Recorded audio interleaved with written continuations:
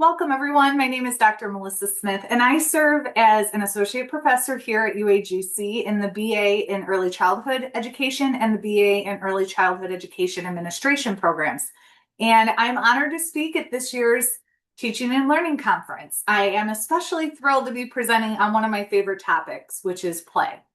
Play is central to children's growth and development, and it also aligns wonderfully to our conference theme of shared vision within a learning organization. Just as play unites children in discovery, our shared vision as educators and leaders can unite us in creating meaningful play opportunities for all. To begin, I'd like to share a childhood memory that connects directly to why I chose the title of today's session, The Play Prescription: Remedies Rooted in Research and Responsive Practice. When I was a child, I remember our teacher gave us a small plastic container, something resembling a spice jar, but she called it our daily prescription. I remember her explaining that a prescription is something meant to help you feel better or grow stronger. And inside were tiny slips of folded paper, each one containing a word or phrase meant to inspire kindness and spark a positive mindset for the day ahead. These little notes were medicine for our hearts and our minds. And decades later, I still have that little container similar to this image on the screen. It reminds me of the power of intentional messages and everyday practices that shape how we see ourselves and others. And that memory came back to me as I thought about the current state of play in early childhood. Just like those slips of paper, play offers children daily opportunities to grow into who they are becoming. But too often, play is underprescribed, underprioritized, and misunderstood in classrooms today. That's why I titled this session, The Play Prescription: Remedies Rooted in Research and Responsive Practice, because I truly believe that play is the essential daily dose that children require in order to thrive. And fair warning, you are going to hear a lot of prescription-themed puns throughout this presentation, so I apologize in advance for that. Here's a quick overview of what we're going to be covering today. We will start with why play matters for building a shared vision, looking at the big picture of how play supports children's growth, development, and our collective purpose as educators.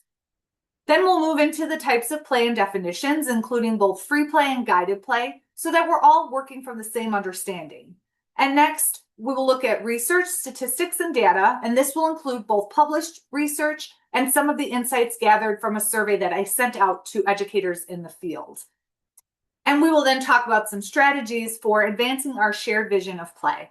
And this will include practical ideas that you can take back to your classrooms, your programs, and communities to ensure that play is protected, visible, and valued. Why play matters for building a shared vision. To get us started, I'd like you to think about your own experiences. What do you believe that children learn through play? I asked the same question in a pre-conference survey that I sent out to educators across the country, including professors, administrators, and classroom teachers in the field. And on the survey, I invited them to describe play in a single word and share what they believe children are learning through play. Some of the results included words like joy, exploration, collaboration, cooperation, patience, flexibility, child-led, structured, and resilience. So maybe one of those came to your mind when I first asked the question, what do you believe children learn through play? I brought these responses together to create this image of a child playing with a ball, which I thought was fitting and represents the many ways educators define and value play. These descriptions remind us why play matters, because it is doing powerful work across so many areas of children's growth and development. Together, these words also create a picture of how play can serve as a shared vision that connects us as educators and leaders. With that foundation in mind, let's move into our next topic, the different types of play and definitions. When I think of play, I don't think of just one form. For some of you, this is going to be a reminder of what you already know. But for others, it might spark a new way of thinking about play. Whether you're a professor, an associate faculty, an administrator, or a classroom teacher, I invite you to reflect on the kinds of play that you see happening in your settings or have seen before. Or think about what types of play we need to see more of. The following image highlights 7 types of play.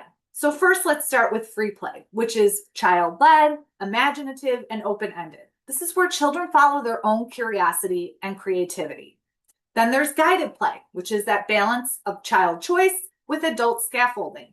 And I'm going to come back to this one in more detail later, since it's actually a really important emphasis in research and NAEYC conversations right now. If you're not aware, NAEYC is our National Association for the Education of Young Children, one of, if not the largest early childhood organization. We also have direct instruction, which is adult-led and more structured. And this can have its place in helping children learn specific skills, but it's very different from free or guided play.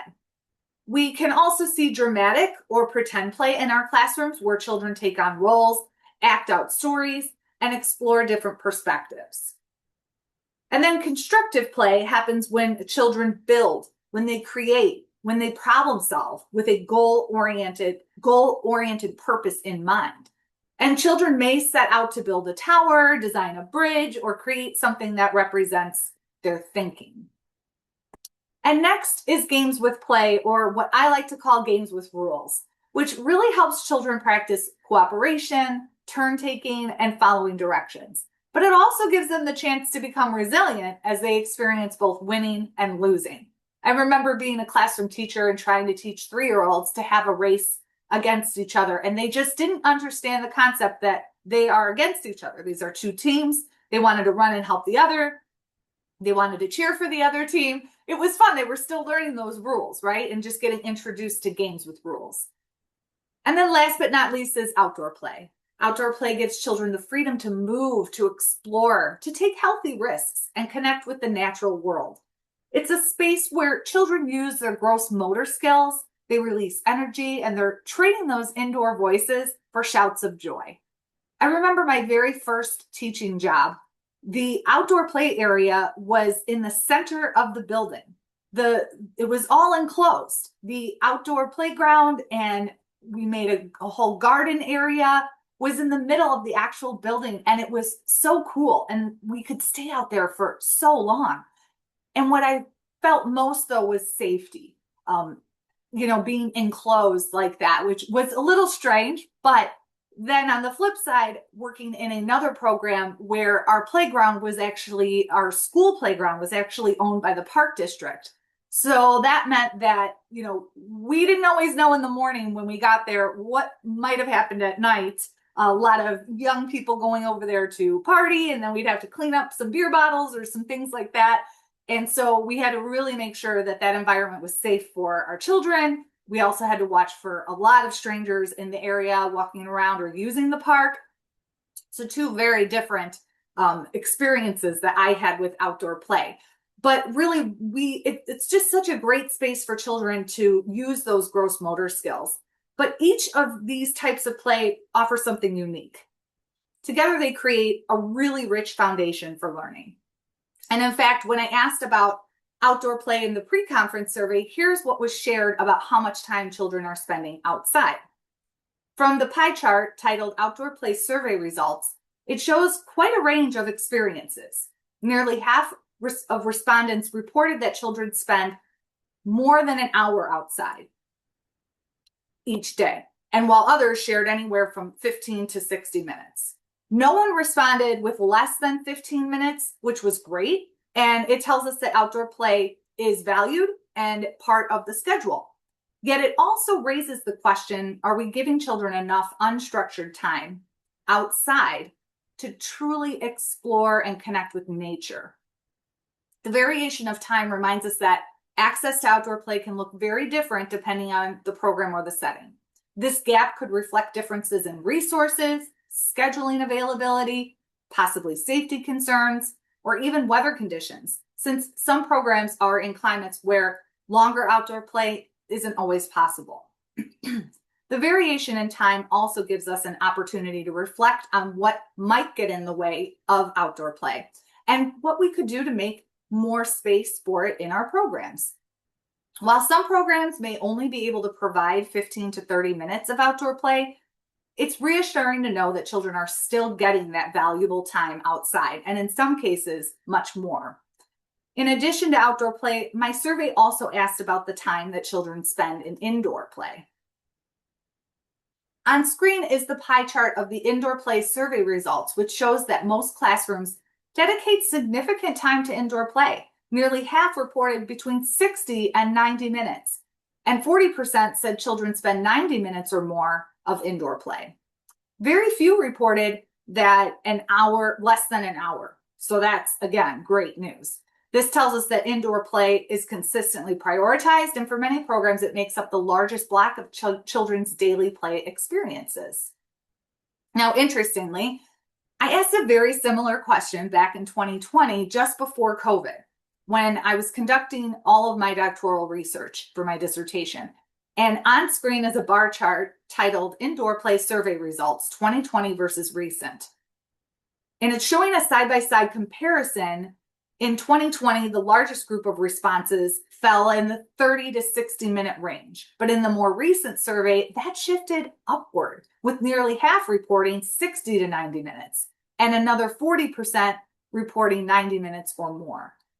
This suggests that indoor play has not only remained consistent, but may have become an even more significant and intentional part of the daily schedule. Of course, the respondents weren't all the same people answering the survey in 2020 and compared to now. But this makes me very happy, and it's an encouraging trend to see in our early childhood classrooms.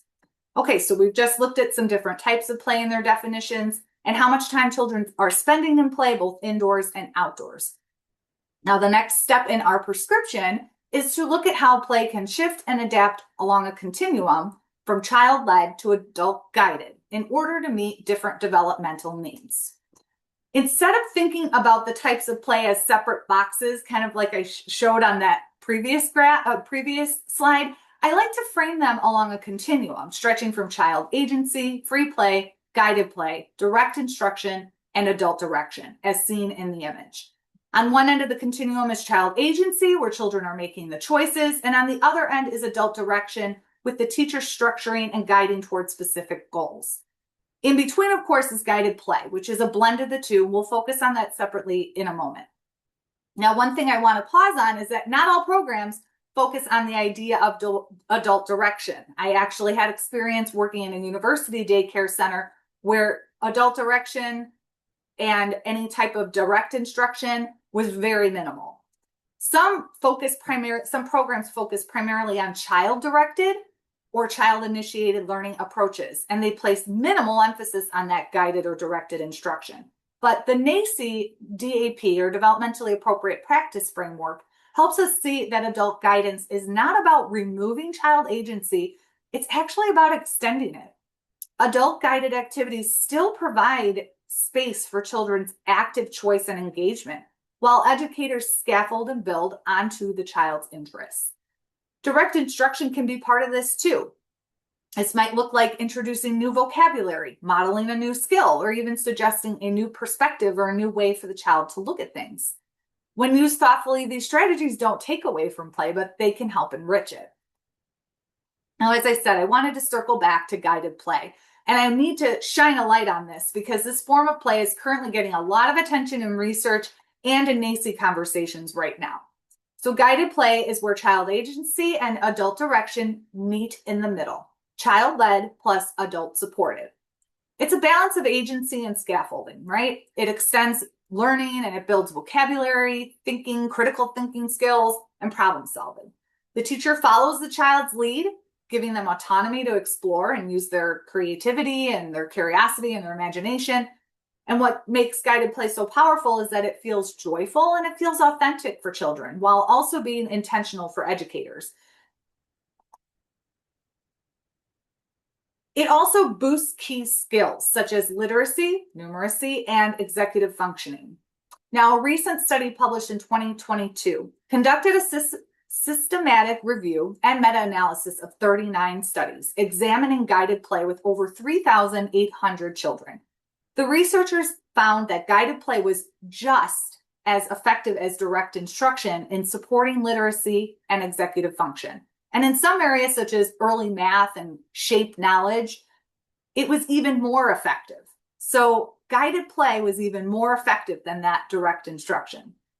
The research confirms that children can do and learn so much when they're given the freedom to explore, paired with guided scaffolding from an adult.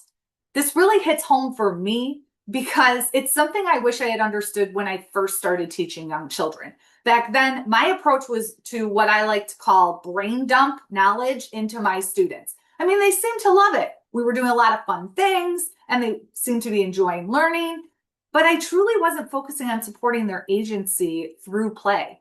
It wasn't until I began my master's coursework in early childhood that I really stepped back and re-examined my pedagogy, and that shift completely changed how I see children's learning and why guided play matters so much to me now. So really, guided play seems to be just the right medicine because it is where children feel in control of their play and educators know that important developmental goals are being met. And now that we have explored that concept of guided play, let's take a look at the wider body of research, statistics, and data on play. This is one of my favorite areas that I tend to really geek out on. As educators, we know that play matters, but having those statistics and that research to back it up really helps us be able to advocate for children, families, and programs. So next, in our play prescription, we're going to focus on evidence for the cure through three key areas: the development that takes place when children engage in play activities, the role of play in promoting equity, and the barriers that can get in the way of children receiving their daily dose of play. So to start with development. Recent research published in 2024 highlights that guided play gives children more opportunities to regulate their thoughts and behaviors than free play alone. This is because the adult's gentle scaffolding, as we just talked about, helps children stay engaged with the task, manage frustration, and redirect their attention when they get stuck. In other words, children aren't just left on their own. They're supported in practicing skills like persistence, turn-taking, and problem-solving in ways that free play alone might not be able to provide. A 2023 review published in the Journal of Pediatrics highlights the importance of unstructured free play for children's overall well-being. Free, unstructured play is linked to lower stress, stronger confidence, and richer language development. The authors found that lack of opportunities for children to explore and play freely may be contributing to decline in mental health, including rising stress and anxiety in young children, and also limits their confidence and language development. Play isn't just for fun, but it's essential for healthy development. Excuse me. This is a powerful reminder for us as educators to advocate for play as a core part of the curriculum.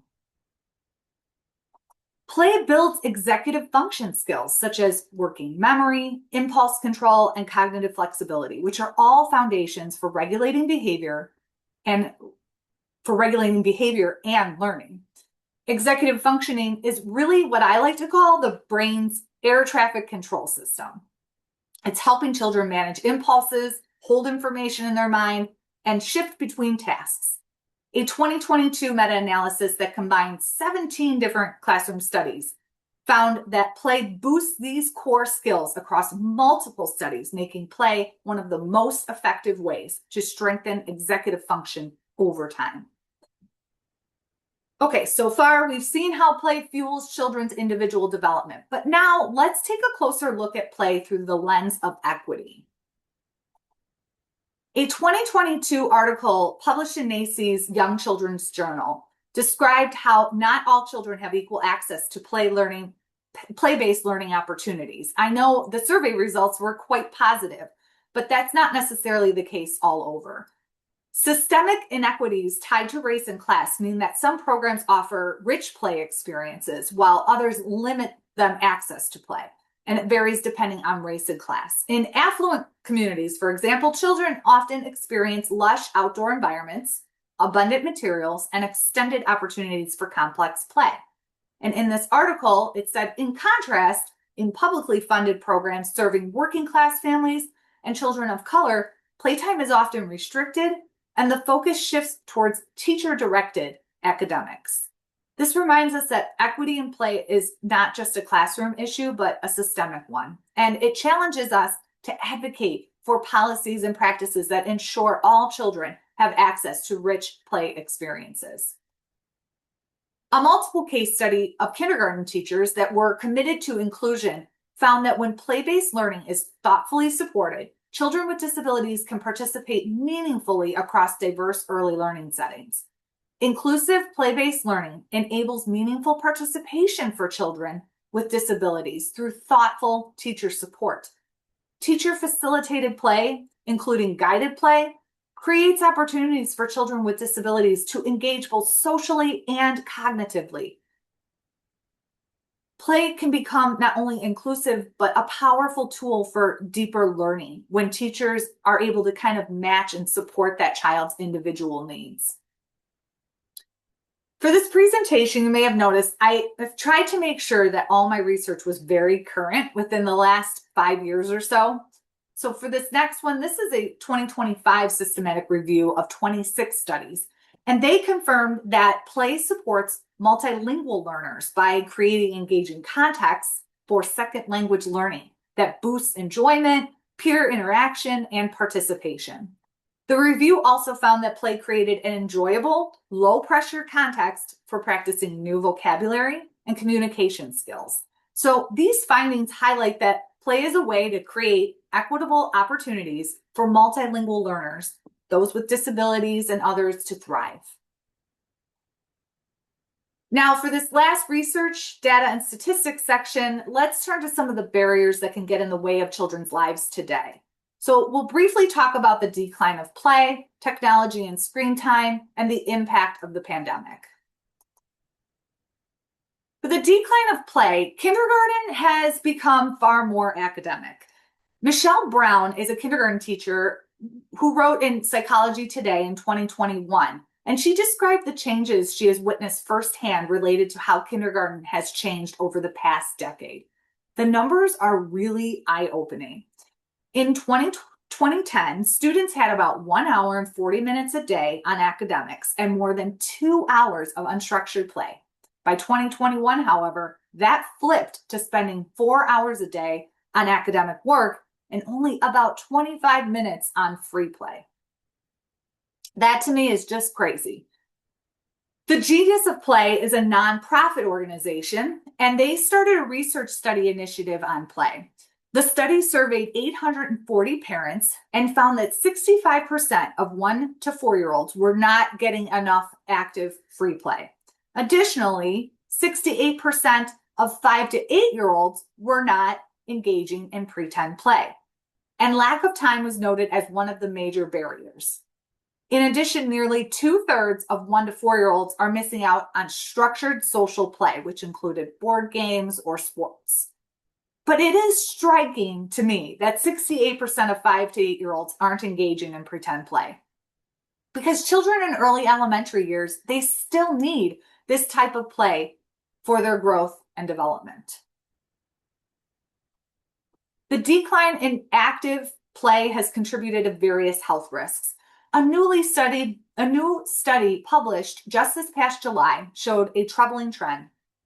Obesity among children in the United States has increased from 17% in 2007 and 2008 to 21% in 2001 to 2023. Alongside higher rates of anxiety, depression, and other chronic conditions.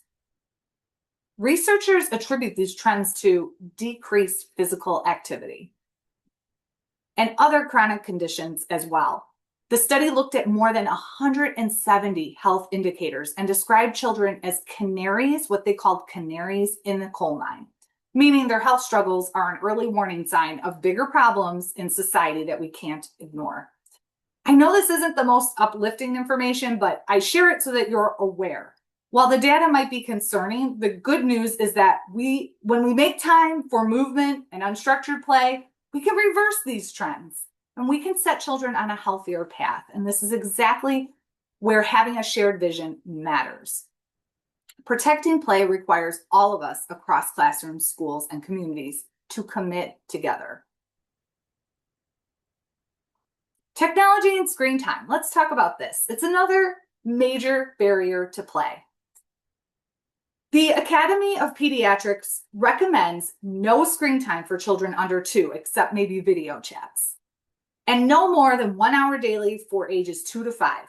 Yet, as we see on the screen, 87% of children engage in screen time that exceeds recommendations from the American Pediatric Academy. Preschoolers exceed these limits, with the average child logging about 2.5 hours per day on screens. This makes intentional hands-on play opportunities even more urgent. I'd like to share some data with you in the next 2 images from the Pew Research Center on young children's screen time and YouTube viewing here. It's important to note that this survey was conducted in March 2020, just before the pandemic, so we can probably safely assume that these numbers are likely increased during and after the pandemic as families relied more on digital devices. So looking at the first graphic on the left, we see that 80% of US parents of children age 11 or younger report that their child watches videos on YouTube.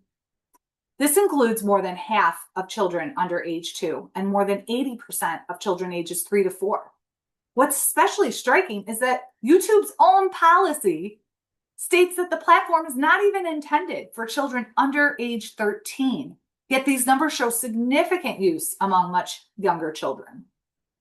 Turning to the second graphic on the right, we see that 60% of children who use a smartphone began engaging with it before the age of 5.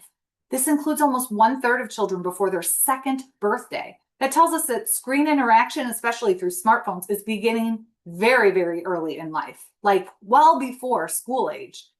Together, these findings show us just how embedded technology and screen time are in young children's daily lives. While these numbers raise important questions, they also give us the opportunity to guide children toward healthier digital habits, making technology a tool for learning and connection rather than a source of concern. And lastly, the impact of the pandemic. 5 years ago, when I was finishing my dissertation research and talking about the pandemic, I never imagined that I would still be talking about it today, but now in a very different context. There's another major factor that's shaping children's development right now, and that's the lasting impact of the pandemic on our youngest learners as they are now entering preschool and kindergarten. A new study published in the Journal of American Medical Association Pediatrics report that children born in 2020 and 2021 are now entering preschool with modest developmental delays in communication, problem solving, and social emotional skills. The term modest signals that while the delays are not dramatic, they still matter, especially if they accumulate across many children. This aligns with what many of us are seeing in classrooms today and underscores why play is a critical tool for helping children recover and thrive. Chalkbeat is a nonprofit news organization that focuses on education reporting.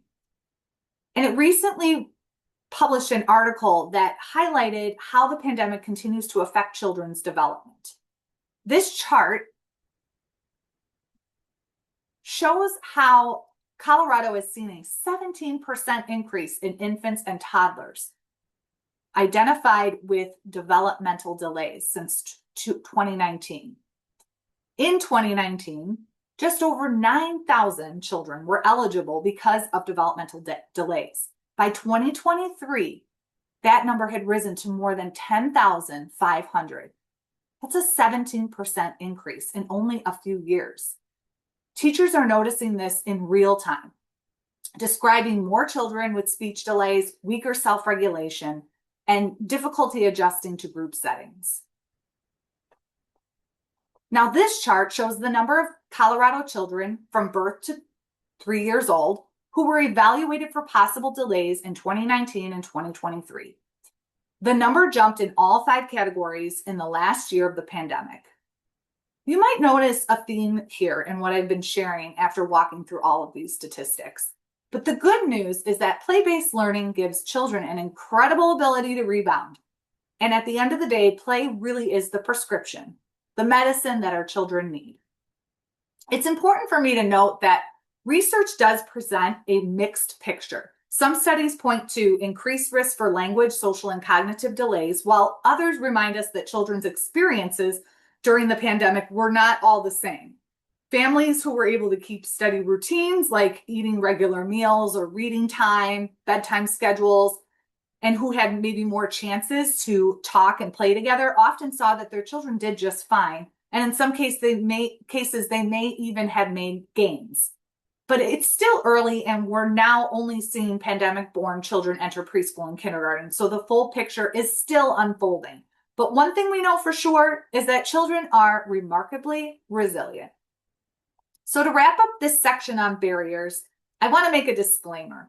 I don't share these statistics to cast a negative light on what's happening with children today, but I share them to inform and empower you. After spending all these countless fun hours digging into this current research, I'm eager to share it with you so that you can take it back to your colleagues, use it to support families in your programs, and feel more prepared to advocate for children in your care, as I know you're already doing. And when we make this research visible, we give our organization a common language, a shared vision around why play is essential. Before we conclude with the final portion of my presentation, I would just like to share the data in this final pie chart that I collected from a question on the survey related to possible barriers to incorporating play. A few clear themes emerged. The most common barrier by far is time in the schedule, which accounts for half of the total responses. Scheduling pressures are very, very real, and they highlight how play, outdoor recess, or gym sometimes is what ends up being reduced when the schedule gets tight. Another consistent barrier is those academic pressures. Many educators feel caught between meeting standards for school readiness and protecting the play that children really need. This reflects the bigger national concern about academics being pushed down into early childhood. These barriers remind us why a shared vision is critical without a collective commitment from educators, leaders, and families. Play is often the first thing to be cut, but when we're united, we can prioritize it together. And I also want to say that these barriers are happening all around the world. That would be a whole nother presentation that I can give. My focus was just on the United States, but we do see these types of trends happening throughout our world. As we look at this pie chart, we also have some bright spots. A small number of participants reported no barriers at all because their program is strictly play-based or because they simply haven't encountered challenges when incorporating play. So that's great. Another encouraging note is that issues such as safety or space limitations showed up less frequently, meaning that they may not be as widespread as time and academic pressures. So to conclude my presentation, I want to share my treatment plan of strategies for advancing our shared vision of play. These are the daily doses of play that educators, administrators, and families can use and share to ensure that children get the medicine that they need for this healthy development. When each group contributes their actions, weave together into a shared vision that strengthens our culture of continuous learning. I've got my little prescription pads here, and first we'll go through teachers, then administrators, and then families. Post your daily dosage of play on your schedule so that families can clearly see when and how play is prioritized. You can even use my little play prescription theme in your newsletters, your social media updates, or however you normally share information with families, letting families know that their child is getting the daily dose of play. Create handouts or newsletters that highlight play experiences and connect them to the early learning standards of your state. Define guided play, define these types of play, and explain them to families so that they have an awareness of it. This will really help show families how activities connect to academic and developmental goals. In the survey, and I didn't add this into the presentation, but in the survey, I did ask, how are you relaying information about play to your families? How are the teachers doing that? And all replies were that it was very informal. And so that made me think that one of the treatment plans would be to maybe think a little bit more formally, more intentionally about, are we really, telling these families what we're doing in our classrooms? We need to make it maybe more intentional. You can also display or share photos of all the classroom centers with child dictated captions. Have the children tell what they are doing. This will really make the benefits of play visible to families and help reinforce learning for the child themselves as they think about all the fun that they engaged with at those centers. So by making play more visible and clearly linking it to learning goals, we can strengthen our partnerships with families and we can help them understand why play matters so much. Together, when teachers make play visible and intentional, they lay the foundation for a shared vision that unites classrooms and families around children's growth. And lastly, seek out professional development opportunities to learn about the latest news and research on play. There are so many great resources out there, including free webinars. There's so many podcasts about play as well. And next, we go to our prescription pad for administrators, our treatment plan for administrators. Fund the right medicine. Budget for inclusive materials that reflect diverse languages, cultures, and perspectives. I remember when I was the director of an early childhood program, I went into the classrooms and I remember that there was not one multicultural doll or art supply. And from that point on, I made it a priority to budget, to fundraise for these materials so that we could properly and more importantly, we can celebrate that diversity. Advocate for schedules that safeguard sufficient time for daily indoor and outdoor play. Consider adding on that school calendar a rule where there are no assemblies or visitors or extra events scheduled during that time so that play is truly protected. You might even give it a special name on the calendar, like the hourly dose of play. Support and share professional development opportunities that are focused on play-based learning, social emotional development, and cultural responsiveness with your staff. This could include professional learning communities where educators watch and analyze video clips of play. Maybe they're sharing strategies for scaffolding without controlling the guided play. And they co-create culturally relevant materials for classroom use. Administrators play a key role in carrying this shared vision forward, ensuring that play is not an afterthought, but a protected, prioritized value across the organization. And lastly, the treatment plan for our families. Encourage families to limit the overdose of screens by following guidelines for balanced technology use and promoting active imaginative experiences. I think teachers and administrators play a really important role here. They can share these guidelines in a supportive way so that parents don't feel as though they're being told what to do or blamed, but instead they can feel encouraged and equipped as part of a bigger effort to support their child's healthy development. For example, sharing resources from the American Academy of Pediatrics or offering practical alternatives like outdoor play ideas helps families see both the why and the how. The goal isn't to eliminate screens entirely, but to make sure that children are getting the correct daily dose. Families can swap screen time for simple and fun ideas, which leads me to my next bullet point. Make suggestions for families about home-based play activities, home-based play ideas. Make a list or include these ideas in your newsletter that incorporate familiar materials into everyday routines. Better yet, make each family a play prescription bottle of their own. And inside those little slips of paper, write some activities that they can do with items around the house or activities that they could do outside. Invite families to share objects, recipes, songs, or traditions from their culture that can become inspiration for pretend play in centers.